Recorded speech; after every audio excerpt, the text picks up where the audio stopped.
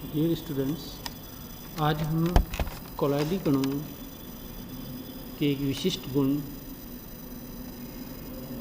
आवेश की बात करेंगे कि कोलाइडी कणों पर आवेश होता है। पिछले वीडियो में हमने कई प्रॉपर्टीज़ के बारे में बात की थी, जैसे विस्मांगी प्रकृति होती है, टिंडल इफेक्ट होता है, ब्राउनियन मोशन होती है एंड अदर्स। तो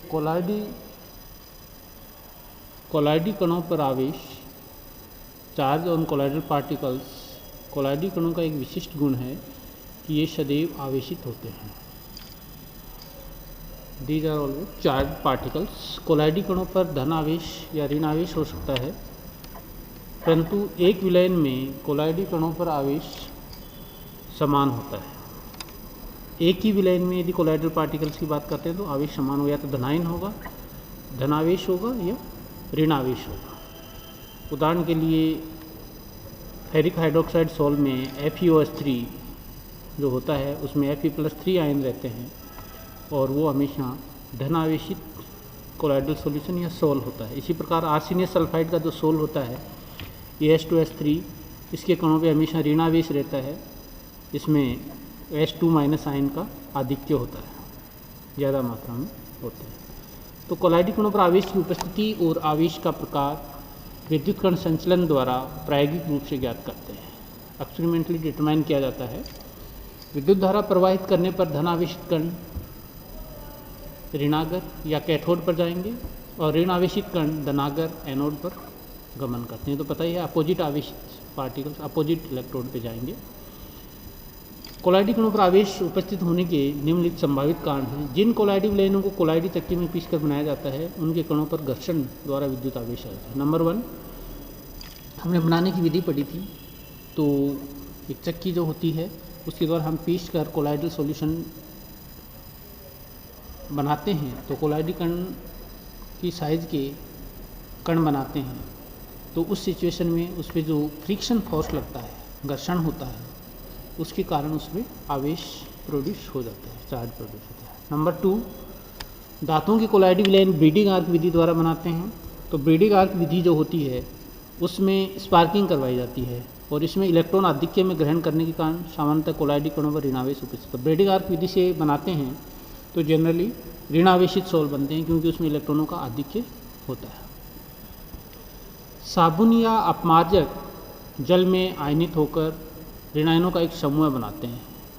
साबुन या अपमार्जक जल में आयनाइज होकर ऋणायंस का एक ग्रुप बनाते हैं जिसको हम मिशेल कहते हैं, जो कि एक ऋणावेशित ग्रुप ऑफ आयन्स होता है।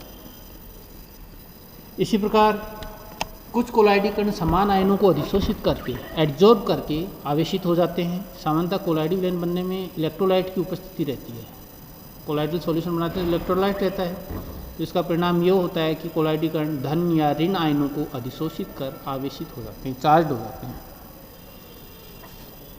तो ये 4 कारण हैं जिसके कारण आवेश होता है।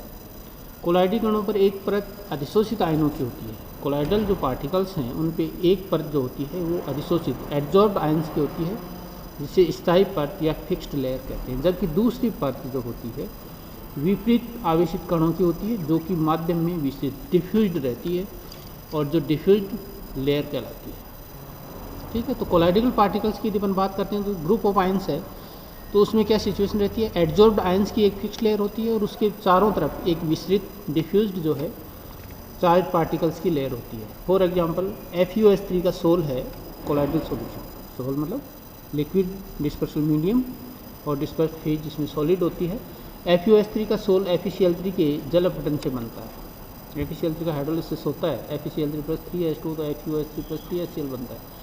तो FeOH3 फेरिक हाइड्रोक्साइड के कोलाइडल सॉल्यूशन में Fe3+ आयन एड्जॉर्ब कर स्थायी या फिक्स्ड परत बनाते हैं।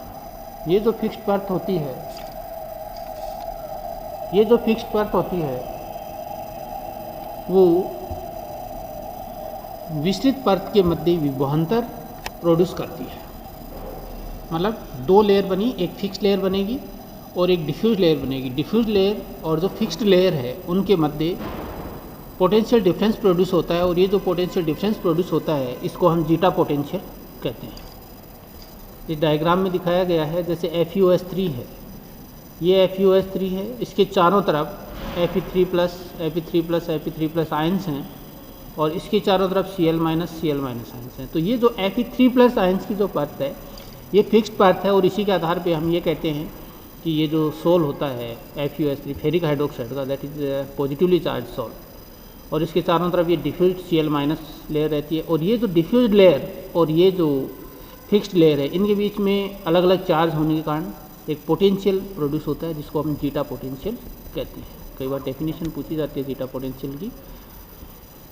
इसी प्रकार FeOH3 के कोलाइडल कण पॉजिटिवली चार्ज होते हैं। इसी तरीके से AS2S3 आर्सेनिक सल्फाइड के जो कोलाइडल पार्टिकल्स होते हैं, उसमें जो फिक्स्ड लेयर होती है वो S-2 आयंस की होती है, जो एडजॉर्ब रहते हैं, और ये स्थायी परत होती है, फिक्स्ड परत होती है। इस कारण से ये क्या होता है, ऋण आवेशित सोल होता है। कुछ कोलाइडल पार्टिकल्स एसिडिक या बेसिक भी होते हैं। वे प्रक्षेपण माध्यम से प्रोटॉन ग्रहण करके या प्रोटॉन त्याग कर आवेशित कण बन जाते हैं।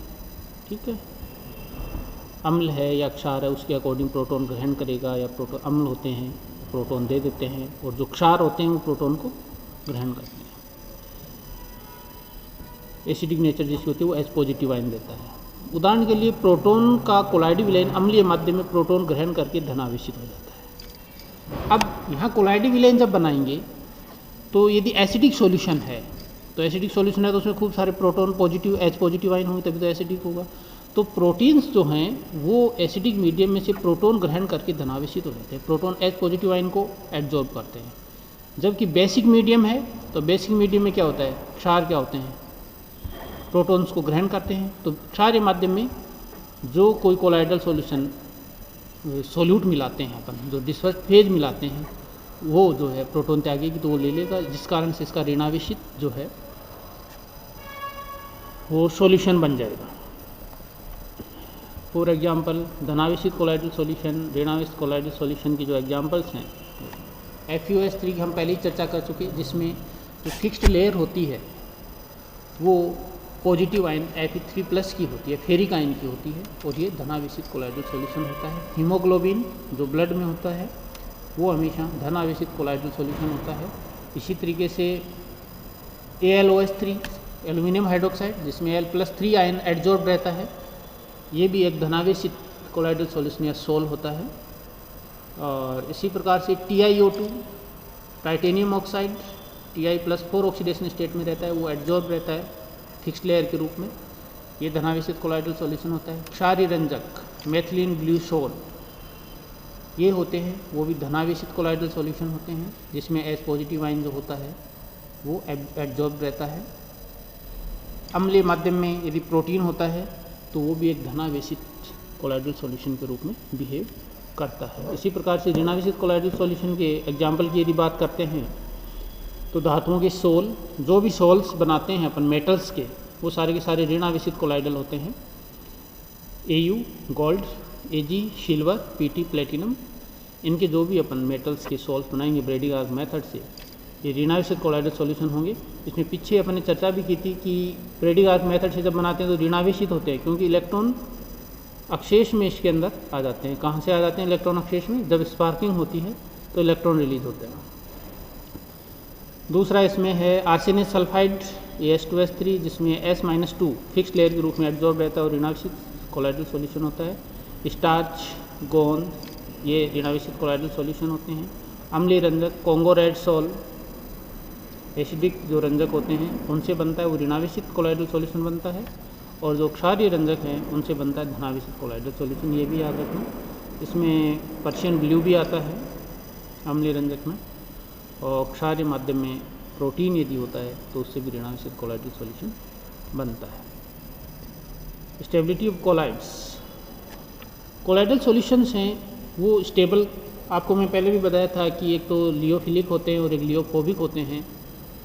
तो इसमें अलग अलग टाइप के अट्रैक्शन फोर्स होते हैं आयंस के बीच में, और अट्रैक्शन फोर्स के आधार पर इनकी स्टेबिलिटी का एनालिसिस किया जाता है। कोलाइडल सॉल्यूशन में समस्त कोलाइडल कणों में एक समान विद्युत आवेश होता है। अब ये तो आपको पता चल गया होगा कि हम कोलाइडल सॉल्यूशन बनाते हैं। अभी हमने जब चर्चा की थी तो बताया कि एक पॉजिटिव कोलाइडल सोल है, एक नेगेटिव कोलाइडल सोल है। It means positive colloidal sol है इसमें, इट मीन्स पॉजिटिव आयंस हैं, वही वो है।